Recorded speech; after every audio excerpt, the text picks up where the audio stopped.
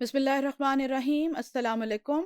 आज हम अपने पिछले ही लेक्चर को कंटिन्यू करते हैं जिसमें हमने थेरीज़ को डिस्कस कर रहे थे और थेरी में हम कॉन्फ्लिक्ट थेरी की बात कर रहे थे।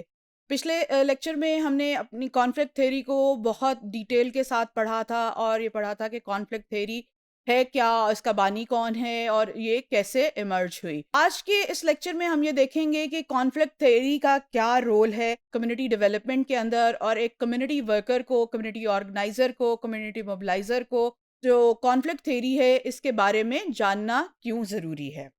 हमने पहले ये पढ़ा था कि कॉन्फ्लिक्ट थ्योरी क्या है, कि कॉन्फ्लिक्ट थ्योरी जन्म लेती है रिसोर्सेज के ऊपर जो लोग काबिज हैं और जो रिसोर्सेज के लिए तगोदो कर रहे हैं। जब उनके दरमियान में कॉन्फ्लिक्ट होता है तो उसको एड्रेस करती है। कम्युनिटी डेवलपमेंट के अंदर जो सबसे मेन चीज़ है जो हम आज डिस्कस करने जा रहे हैं वो पावर है। किसी भी सोसाइटी के अंदर पावर बहुत इंपॉर्टेंट है और ये पावर की ही तगोदो है जिसके लिए हर एक कोशिश कर रहा है। हर एक चाहता है कि उसके पास पावर हो, उसके पास उसकी पहचान हो, वो हर काम आसानी से कर सक रहा हो। सो पावर की जो एक दौड़ है लगी हुई, उसके अंदर जब लोगों को अपने मतलब की आसाइशें हासिल नहीं होती तो कॉन्फ्लिक्ट पैदा होता है, और एक कम्युनिटी वर्कर के लिए कॉन्फ्लिक्ट थ्योरी का जानना बहुत ज़रूरी है। Power is the second key issue for community development. Power is about who controls और has access to the resources, और रिसोर्सेज कौन से हैं? Land, labour, capital and knowledge. Knowledge को यहाँ पर मैं इसलिए भी अहमियत दूंगी कि आपके पास इतने रिसोर्सेज हैं कि आपके पास हर किस्म की इंफॉर्मेशन आ रही है और आप उसको एब्जॉर्ब कर रहे हैं। पावर की दौड़ में ये भी है कि आप कितने रिसोर्सेज को कितना इस्तेमाल करते हैं, आपके पास कितनी अथॉरिटी है, आप के पास कितना इस्तेहकाक है चीजों को इस्तेमाल करने का। Community workers tend to embrace more readily conflict theory as the essential component of their organizing work. However, there is an argument that theory developers also need conflict theory if their goal is to build capacity of the community. Power differences are a reality of community life and need to consider as a development occurs. Power की जो दौड़ है जो वो community की reality है। हर एक इस दौड़ में लगा हुआ है कि उसको पावर हासिल हो, वो माशरे में पहचाना जाए, उसके पास रिसोर्सेज हों, वो कहे तो लोगों को चीज मिले, वो कहे तो लोगों को चीज ना मिले। तो ये जो एक कॉन्सेप्ट है, ये जो लोगों की थिंकिंग है, ये कम्युनिटी की डेवलपमेंट के अंदर एक बहुत बड़ी हिंड्रेंस क्रिएट करती है, क्योंकि लोग जो पावर में हैं, जिनके पास आसाइशें हैं, जिनके पास रिसोर्सेज हैं, वो दूसरे लोगों को अपनी मर्जी के मुताबिक काम करने पर मजबूर करते हैं। वो अपनी मर्जी के मुताबिक उनको रिसोर्सेज को इस्तेमाल करने पर मजबूर करते हैं, जिसकी वजह से मुआशरे के अंदर जो है वो इंतशार पैदा होता है।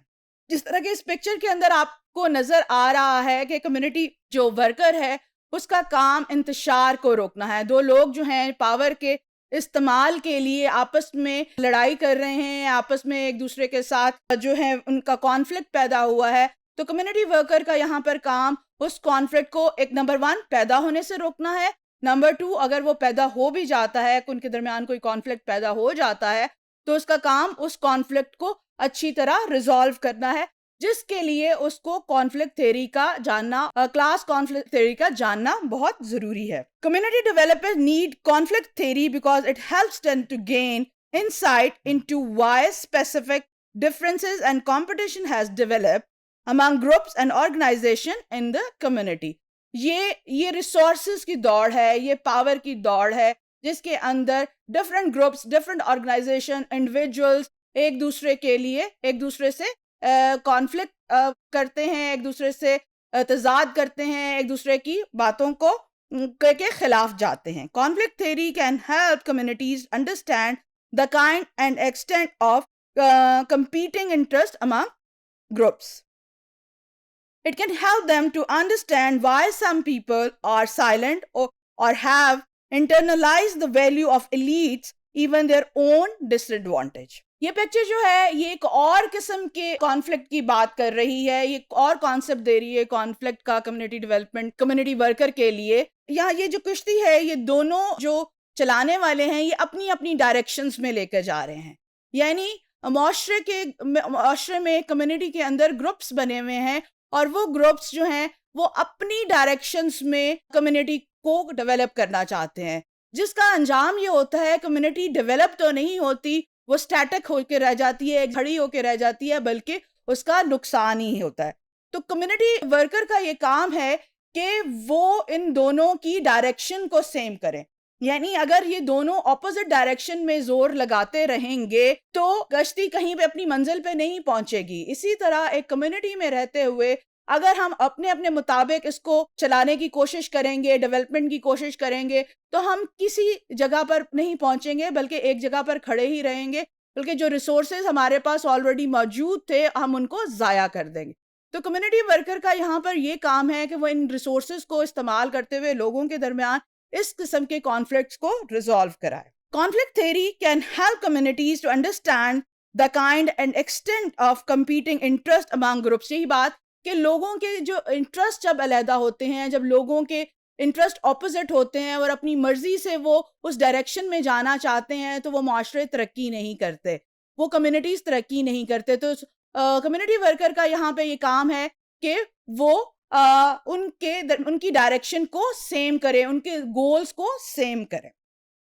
Communities can also explore the use of conflict to upset the status quo, whether through protest, economic boycotts, peaceful resistance, or other range of possibilities, especially if competing groups or institutions refuse to change position or negotiate.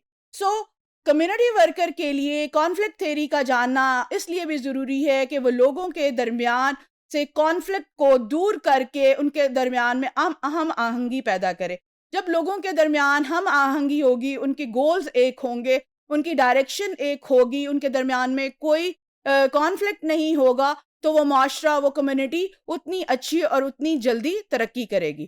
امید کرتی ہوں آپ کو conflict theory اور اس کا use جو ہے وہ کمیونٹی ڈیولپمنٹ میں کیسے کرتے ہیں یہ سمجھ آ گیا ہوگا. Thank you very much.